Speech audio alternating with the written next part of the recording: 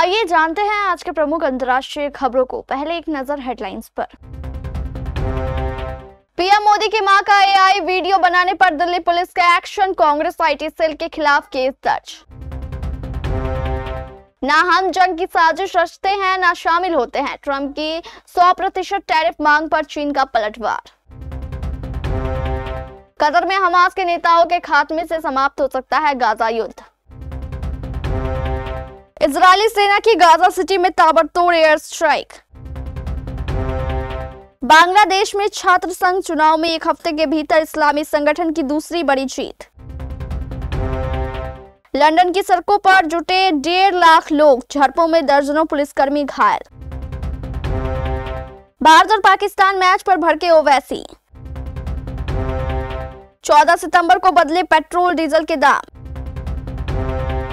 भारत में अबीर गुलाल की रिलीज पर हो गया दूध का दूध और पानी का पानी।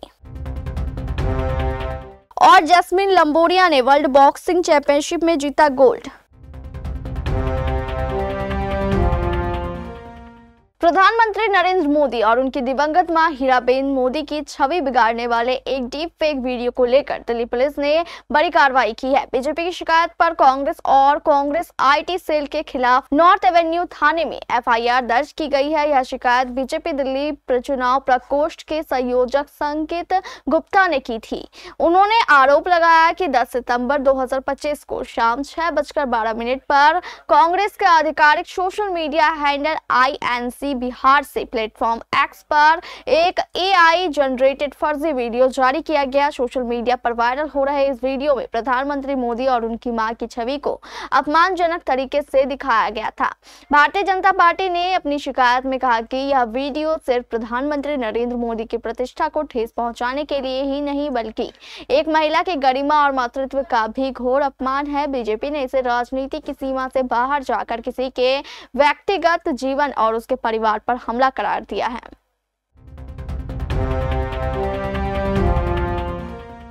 अमेरिका ने यूरोपीय यूनियन से रूसी तेल खरीदारों पर टैरिफ लगाने का आग्रह किया है, जिससे पुतिन पर यूक्रेन युद्ध समाप्त करने के लिए दबाव बनाया जा सके। इस पर चीन ने शनिवार को वॉशिंगटन को कड़ा संदेश दिया। स्लोवेनिया की राजकीय यात्रा के दौरान चीनी विदेश मंत्री वांग यी ने कहा कि बीजिंग न तो युद्धों की साजिश रचता है और न ही उसमें हिस्सा लेता है। उन्होंने जोर देकर कहा कि युद्ध समस्याओं का हल नहीं है और आर्थिक प्रतिबंध केवल जटिलताएं बढ़ाते हैं।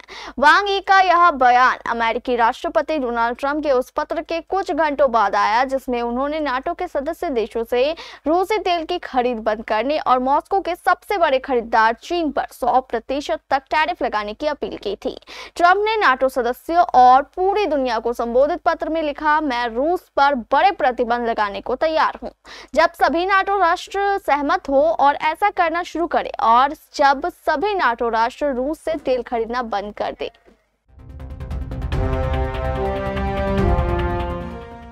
इजराइल के प्रधानमंत्री बेंजामिन नेतन्याहू ने जोर देकर कहा कि कतर में रह रहे हमास के नेताओं को खत्म करने से सभी बंधकों को रिहा करने और गाजा में युद्ध समाप्त करने की मुख्य बाधा दूर हो जाएगी। दरअसल हाल ही में कतर के दोहा में हमास के लीडर्स को निशाना बनाते हुए हवाई हमले किए गए थे, जिसका कतर ने कड़ा विरोध किया। नेतन्याहू ने एक्स पर लिखा कि कतर में रह रहे हमास के आतंकवादी नेताओं को गाजा के लोगों की कोई परवाह नहीं है।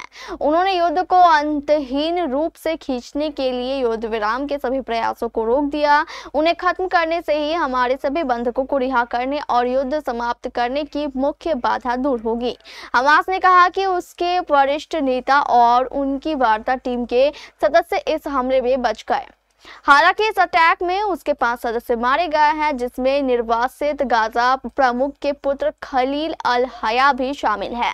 हमास ने दोहा हमले को संपूर्ण वार्ता प्रक्रिया करार दिया है और कहा है कि वह गाजा में युद्ध समाप्त करने के लिए समूह की शर्तों में कोई बदलाव नहीं करेगा। वहीं कतर ने बताया कि इसके अलावा उसकी आंतरिक सुरक्षा बल का एक सदस्य भी हमले में मारा गया। गाजा सिटी में इजराइल के एयर स्ट्राइक ने हालात और भयावह बना दिए हैं। शनिवार को स्वास्थ्य अधिकारियों ने जानकारी दी है कि ताजा हमलों में कम से कम 32 लोगों की मौत हुई। इसमें 12 बच्चे भी शामिल हैं। शवों को गाजा के शिफा अस्पताल के मुर्दाघर में लाया गया, जहां स्वास्थ्य कर्मियों ने स्थिति की पुष्टि की। पिछले कुछ दिनों में इजराइल ने गाजा सिटी पर हमले और भी तेज कर दिए हैं। इसी दौरान कई ऊंची इमारतों को भी ध्वस्त किया गया है। इजरायली सेना का कहना है कि इन इमारतों का इस्तेमाल हमास द्वारा निगरानी उपकरण लगाने के लिए किया जा रहा था। शनिवार को भी सेना ने दावा किया था कि उसने गाजा सिटी के एक और ऊंचे भवन को निशाना बनाया जो हमास के उपयोग में था। इजराइल ने गाजा सिटी के निवासियों को क्षेत्र खाली करने का आदेश दिया है। सेना का कहना है कि यह कार्रवाई गाजा क्षेत्र के सबसे बड़े शहर पर नियंत्रण हासिल करने के उद्देश्य से की जा रही है। उनके अनुसार गाजा सिटी हमास का आखिरी गढ़ है। हालांकि शहर में अब भी लाखों लोग रह रहे हैं और वे अकाल जैसी स्थिति में बेहद कठिन परिस्थितियों का सामना कर रहे हैं। बांग्लादेश जमात-ए-इस्लामी की छात्र इकाई इस्लामी छात्र शिविर ने शनिवार को जहांगीर यूनिवर्सिटी के केंद्रीय छात्र संघ चुनाव में जीत हासिल की है। एक हफ्ते के अंदर आईसीएस के लिए यह दूसरी जीत है। इससे पहले आईसीएस ने ढाका यूनिवर्सिटी में भी जीत हासिल की थी। आधिकारिक घोषणा के मुताबिक आईसीएस ने जेयू सेंट्रल स्टूडेंट यूनियन की 25 में से 20 सीटें जीती। इस संगठन पर लगभग 35 सालों तक प्रतिबंध लगा हुआ था। पूर्व प्रधानमंत्री खालिदा जिया की पार्टी बीएनपी की छात्र इकाई जेसीडी कोई भी सीट नहीं जीत सकी। वह वही संगठन है जिसे शेख हसीना की अवामी लीग की गैर मौजूदगी में मुख्य छात्र संगठन माना जा रहा था। पिछले साल जिस आंदोलन के दबाव में शेख हसीना की सरकार गिरी, उसकी अगुवाई करने वाले स्टूडेंट अगेंस्ट डिस्क्रिमिनेशन पैनल को केवल 2 सीटें मिली है। प्रोफेसर मोहम्मद यूनुस के नेतृत्व वाली अंतरिम सरकार ने पिछले साल अवामी लीग की छात्र इकाई बांग्लादेश छात्र लीग को आतंकी संगठन करार दिया था। इसके बाद इस संगठन को चुनाव के लिए अयोग्य घोषित कर दिया गया। धूर दक्षिणपंथी कार्यकर्ता टॉमी रॉबिन्सन की ओर से शनिवार को लंदन में आयोजित रैली के दौरान हिंसा भड़क गई। इस रैली में करीब 1.5 लाख लोग शामिल हुए। पुलिस के मुताबिक यूनाइटेड द किंगडम नाम से आयोजित इस रैली के दौरान कुछ लोगों ने बोतल और अन्य सामान पुलिस पर फेंका, जिससे 26 पुलिसकर्मी घायल हो गए। इसमें से 4 की हालत गंभीर बताई जा रही है। सोशल मीडिया कंपनी एक्स के मालिक एलन मस्क ने व्हाइट हॉल में जुटे लोगों को वीडियो लिंक के जरिए संबोधित किया। वहीं दूसरी ओर इस रैली के विरोध में स्टैंड अप टू रेसिज्म की ओर से प्रदर्शन किया गया। इसमें लगभग 5000 लोग शामिल हुए। पुलिस के अनुसार अब तक 25 लोगों को अलग अलग अपराधों के तहत गिरफ्तार किया गया है। पुलिस ने हिंसा को पूरी तरह अस्वीकार्य बताया है।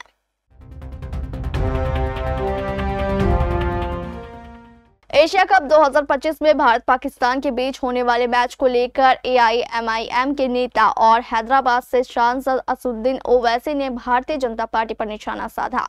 ओवैसी ने कहा कि असम और उत्तर प्रदेश के मुख्यमंत्री से मेरा एक ही सवाल है कि जिस पाकिस्तान ने पहलगाम में हमारे 26 लोगों को मजहब पूछकर गोली मारी, तुम में इतनी ताकत नहीं है कि तुम उस पाकिस्तान से क्रिकेट मैच नहीं खेल सकते। उन्होंने कहा कि मैं भारत के प्रधानमंत्री से पूछना चाहता हूं कि जब आपने कहा कि खून और पानी एक साथ नहीं बह सकते, बातचीत और आतंकवाद एक साथ नहीं हो सकते, तो एक क्रिकेट मैच से बीसीसीआई को कितने पैसे आएंगे? 2000 करोड़, 3000 करोड़। ओवैसी ने बीजेपी पर निशाना साधते हुए सवाल किया कि 26 लोगों की जान की कीमत ज्यादा है या पैसे ज्यादा जरूरी है। उन्होंने कहा कि वह पहलगाम में जान गंवाने वाले 26 लोगों के परिवारों के साथ खड़े हैं। एशिया कप 2025 में भारत पाकिस्तान के बीच रविवार को दुबई में मैच खेला जाएगा। पहलगाम हमले के बाद पहली बार भारत और पाकिस्तान की क्रिकेट टीमें आमने सामने होगी। कांग्रेस, आम आदमी पार्टी और शिवसेना समेत कई विपक्षी दल पाकिस्तान के साथ भारत के मैच का विरोध कर रहे हैं। सोशल मीडिया पर भी इस मैच के बहिष्कार की मांग की जा रही है।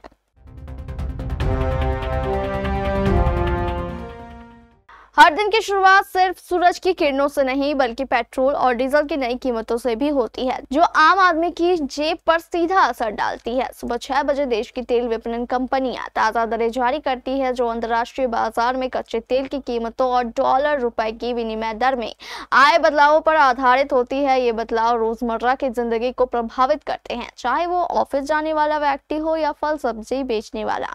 ऐसे ही आज लखनऊ में पेट्रोल की कीमत 94 रुपए 69 पैसे है और डीजल 97 रुपए 80 पैसे बिक रहा है। पुणे में पेट्रोल की कीमत 104 रुपए 4 पैसे है और डीजल 90 रुपए 57 पैसे बिक रहा है। चंडीगढ़ में पेट्रोल की कीमत 94 रुपए 30 पैसे है और डीजल की कीमत 82 रुपए 45 पैसे है। इंदौर में पेट्रोल की कीमत 106 रुपए 48 पैसे है और डीजल की कीमत 91 रुपए 88 पैसे है। राजधानी पटना में पेट्रोल की कीमत 105 रुपए 58 पैसे है और डीजल की कीमत 93 रुपए 80 पैसे है। सूरत में पेट्रोल की कीमत 95 रुपए और डीजल की कीमत 89 रुपए है और नासिक में पेट्रोल की कीमत 95 रुपए 50 पैसे और डीजल की कीमत 89 रुपए 50 पैसे है।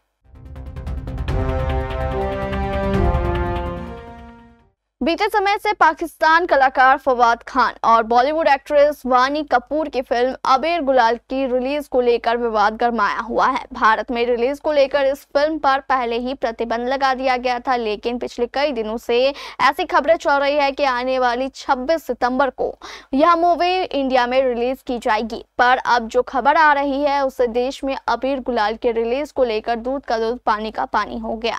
कुछ दिनों से ऐसी खबरें तेजी से चल रही थी कि 26 सितंबर को अबीर गुलाल भारत में रिलीज हो जाएगी। अब इस मामले को लेकर पीआईबी की तरफ से एक ऑफिशियल ट्वीट कर दिया गया है और यह तस्वीर साफ हो गई है कि यह फिल्म भारत में रिलीज नहीं होगी। इस ट्वीट में पीआईबी की तरफ से उन खबरों के स्क्रीनशॉट को भी शामिल किया गया है जिनमें अबीर गुलाल की इंडिया रिलीज की चर्चा की गई है। भारत के जैस्मिन लंबोरिया ने वर्ल्ड बॉक्सिंग चैंपियनशिप में गोल्ड मेडल जीता है। उन्होंने यह मेडल 57 किलोग्राम वर्ग में जीता। बॉक्सिंग फेडरेशन ऑफ इंडिया ने बताया कि शुरुआत में सतर्कता बरतने के बाद जैस्मिन ने राउंड 2 और राउंड 3 में वापसी की और पेरिस ओलंपिक 2024 की सिल्वर मेडलिस्ट जूलिया सेरेमेटा को 4-1 से हराया। जैस्मिन लंबोरिया ने अपना पहला वर्ल्ड चैंपियनशिप मेडल जीता है। उन्होंने कहा कि यह मेरा पहला मेडल है और मैं वर्ल्ड चैंपियन बनी हूं, तो मुझे बहुत अच्छा लग रहा है। मेरा एक ही लक्ष्य था कि अपने देश को गौरवान्वित करूं। जैस्मिन ने कहा कि हमारे कोच, सपोर्टिंग स्टाफ और फेडरेशन की वजह से आज मैं गोल्ड मेडल जीत पाई हूं। मुझे बहुत खुशी हो रही है। World boxing championship tournament Liverpool में खेला जा रहा है। जैस्मिन से पहले भारत की नुपुर ने 80 से ज्यादा किलोग्राम वर्ग में सिल्वर और पूजा रानी ने 80 किलोग्राम वर्ग में ब्रॉन्ज मेडल हासिल किया था।